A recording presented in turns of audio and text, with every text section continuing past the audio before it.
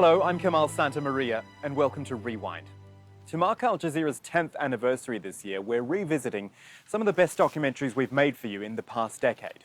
Today, we're spooling back to 2013, when filmmaker Katharina von Schroeder was being given a fascinating glimpse of Nigeria by one of its most respected photographers, George Osodi. Back then, as you'll see, George's lens was focused on subjects ranging from oil pollution in the Niger Delta to the cultural legacy of Nigeria's traditional monarchs. If you're curious about what's in his portfolio these days, well, I'll be asking him that very question in a moment. But first, here is a truly memorable film, Kings of Nigeria, from the Al Jazeera series Artscape. 21st century Africa, a continent undergoing great change and finally seizing control of its image. But it's been a long battle. 100 years ago, photography was a colonial tool. Prince George has had a royal welcome from the great Zulu nation. The time has come for the independent African state. In the post-colonial euphoria, photographers like Malik Sidibe captured the new confidence. But elsewhere, the narrative was of a corrupt, unmanageable continent, often reduced to just one image. Now, a new generation is using photography to celebrate, to question, and represent a continent on the rise.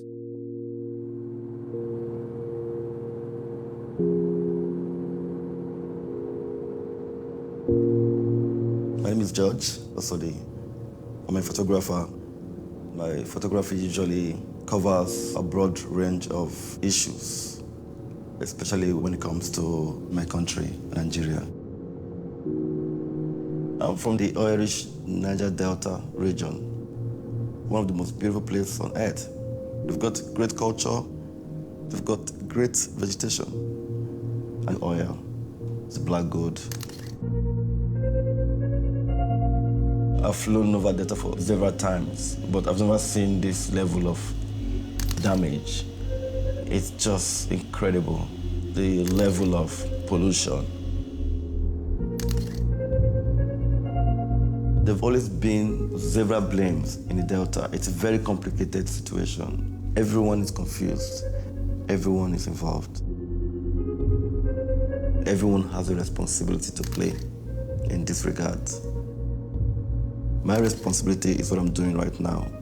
I don't have anything to offer, but as a photographer who is keeping record and documenting this process and showcasing it to everyone who cares to see.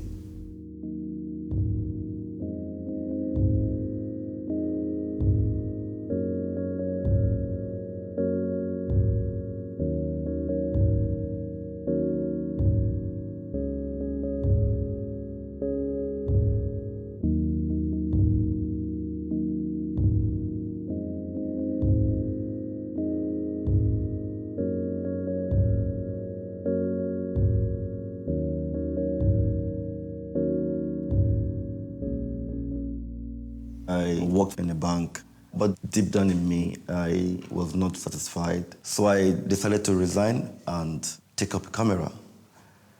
At that stage, it was like a warfare. Everyone was against me, you know, my parents, my friends. They were like, what is this you're doing? You just had a good job and you're leaving it for this? That's not gonna put food on your table? I was kicked out from I was living in a two-bedroom flat as a banker then. And then I was kicked out because I couldn't pay my rent anymore, and then I moved to a single-room apartment. And I had to sell everything I had just to finance my photography. But then there was this burning thing in me that wanted me to just do something much more creative. I bet let us get that. After my passo, you will help me end down with where, because, then we go here, where. Right now, my current project is the Nigerian monarchs. There's been frequent clashes among different ethnic groups. I realized that a lot of people have lost trust in their identity. I felt it was important that we should see this diverse culture as a point of unity, instead of seeing it as something that should divide us as a nation. And the easiest way I could approach this was to look at the monarchy structure in the country, because they are even closer to the people than the governors.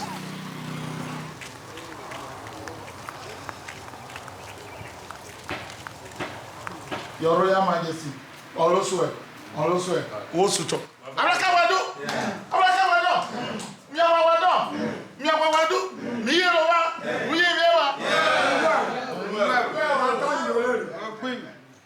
The drinks there, the cola nuts, and the money, they are for you people.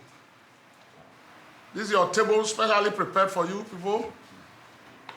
We jointly chew the cola nut together and drink together.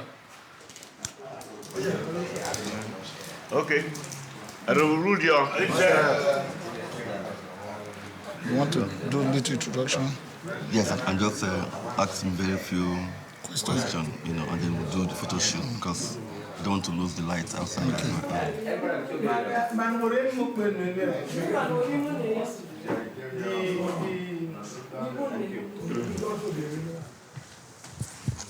Oroswe.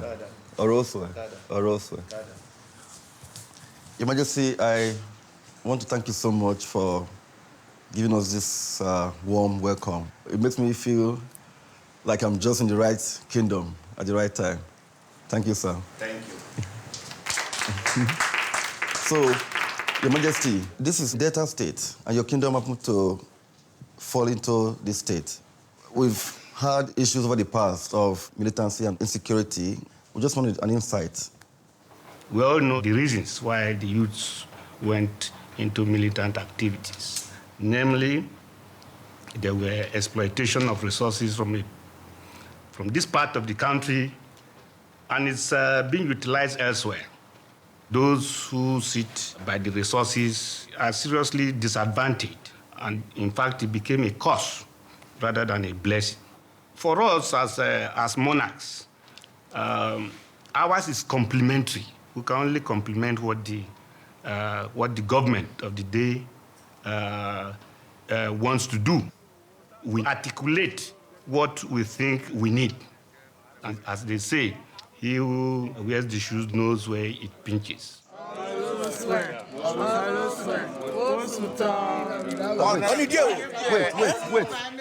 Hello, sir. Hello. Come on, sir. He's taller than me, so let's Sir, you are covering him, sir. Behind me. No, sir. See how these people are staying. That's it, sir. Like this. Sir. Like this. That's it. Okay, that's fine. Good. Yes, let's try something. I just want women on one side and then men on one side. I try to put some chiefs behind just to create a little bit of compact texture, but then a lot of them still prefer to stay in front. You see the attires, everything was very traditional and very beautiful. I mean, you're facing the camera and you want to see yourself looking rich and good. It's for people to come out in their own grace and dignity. So if they do that, all I have to do is to blend and flow with the reading. Looking at photographing about 100 kings, because about 100 years ago, precisely in 1914, the British merged these various kingdoms to become one country called Nigeria. Nigeria is a country with about 160 million people. That makes it the largest black nation in the whole world. So that's like a gold mine in terms of its people and culture.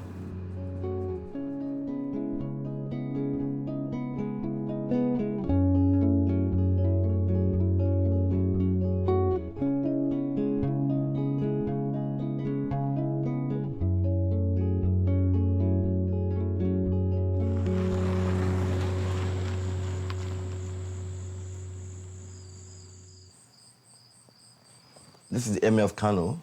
Of course, it's one of the most important monarchs in the country, and it's in the northern part of the country, which is more of Islamic area.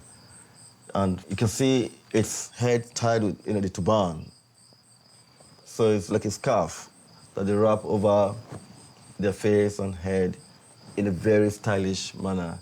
After making this portrait, the king invited us over to follow him to when he was leaving for the mosques. He was riding in this silver chrome Rolls Royce, which is very classic and very, very British. It's very common to see a lot of things that are British connected in this country. You can see that robe of the king with the picture of the British Queen, Elizabeth. So that's very peculiar. Of course, we colonized by the British. And there are some pictures that were shot by the colonial masters, especially when a kingdom was captured. You could see that the king is not happy. It's sad because, it's not him really wanting to take his own picture. It's some master wanting to photograph him. There's a new power that has come to loot and take over his kingdom. Imagine what it is to depose a king. Some kings were almost worshipped. They were so powerful. They were like gods.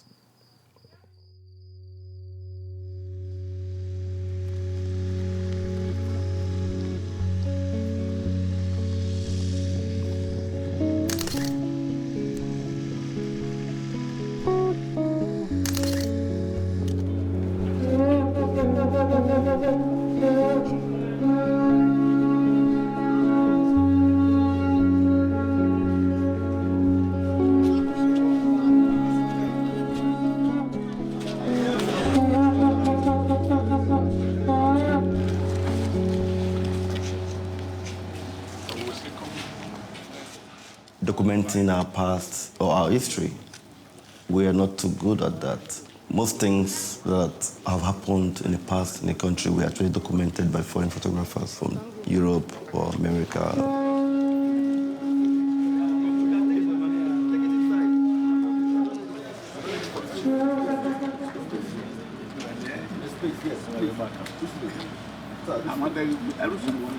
Just bring your head out. Okay.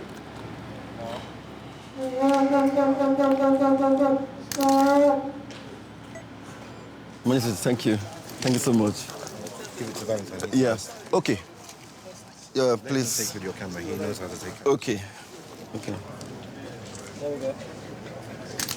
Okay. Your Majesty. Thank you so much. George, I've been very, very impressed with your work. You're a pride to this nation because you're a young man that has decided with love and passion to go the lengths and breadth of this country to showcase to the rest of the world where you come from. This kingdom, dating back as far as 721 BC, being one of the oldest kingdoms in the entire Africa. Our people were here during the times of Christ. I see it as an opportunity. The monarchy is certainly an opportunity to serve my people.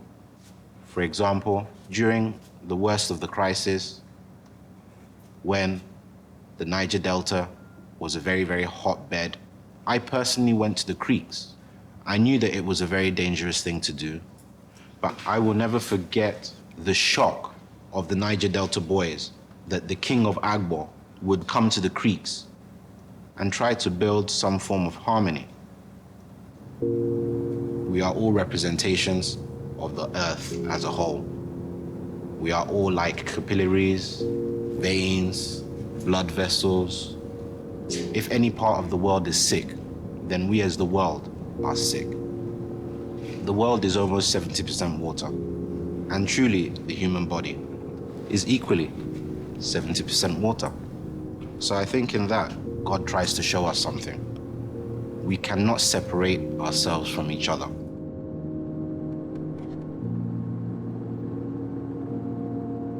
pollution in the Delta region has never been disturbing as what it is today. We have so many oil companies operating in the Delta. Some of them, once in a while, would make mistake and then an oil spill into the vegetation. Sometimes they clean up, sometimes it's left.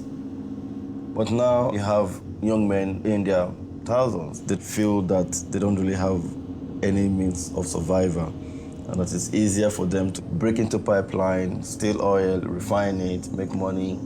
What they will say, it's the wealth in their backyard. Of course, they don't have the technical ability to clean up the spills that can arise as this result.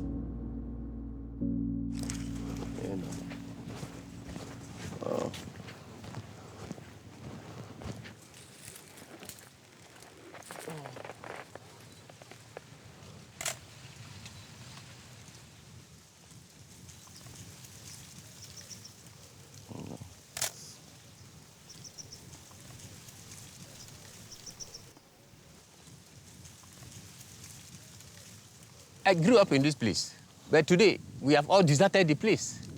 No single fish will be found inside. No single fish. See the whole of this place. When I was a small boy and we were here, there was nothing like this. After school, we used to run to this place when the water is down like this. Yeah, in about 30 minutes, you catch a lot of fish for you and your family. This beach were lined up with fishing boats belonging to fishermen from Goi community. But now, as you can see yourself, no single boat. Well,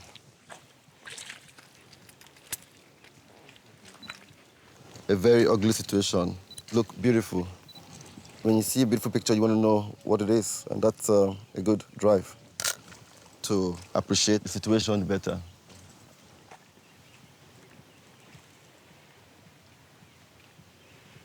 Where's that?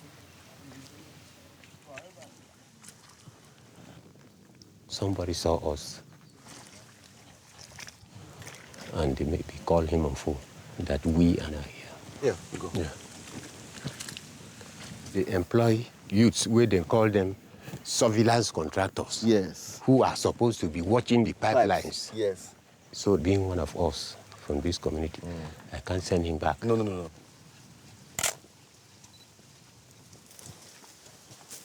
We have so much, but we just don't know how to manage this much that we have.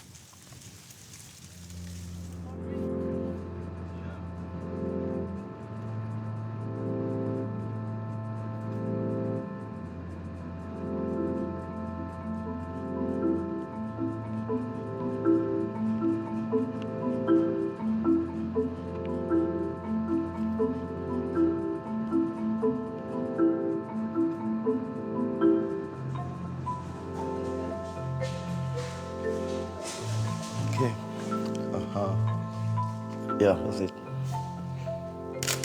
Let me just come out a little bit. So. That's it. Yeah, that's lovely. I feel it's important that I keep a photographic record. One more time, one more. Yes, that's it. Of some of these kings for posterity. My reign started on the 9th of October, 1946. I'm the longest reigning king in the Africa and the second longest in the whole world.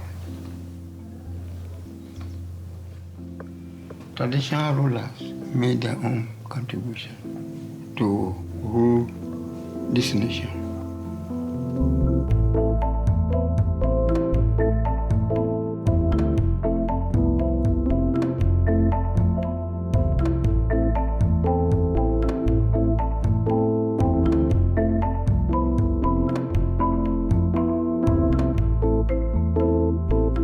This work is a wonderful throwback to the issue of identity, the issue of subjugation.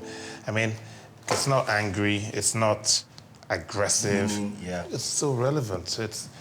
I don't know, I think we have to really take our time to plan this exhibition, to plan the show so that we show it in the best possible way, so that we can also engage not just the art crowd or the cultured crowd, as it were.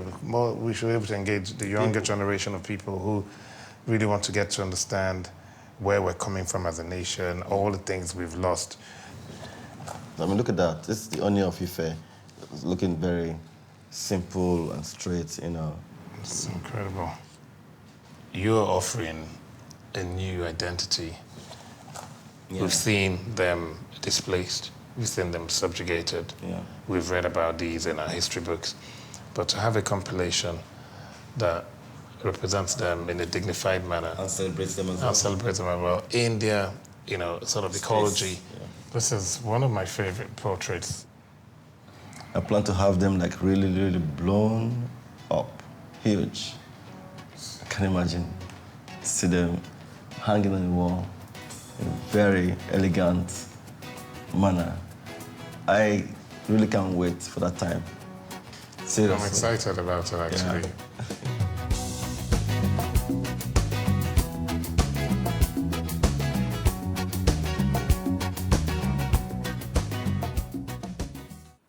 Kings of Nigeria, and I'm thrilled to say that photographer George Osodi is here with us. So let's start first of all with the Monarchs exhibition, because in the film it talked about how you wanted to take the exhibition global. You were going to start in Lagos.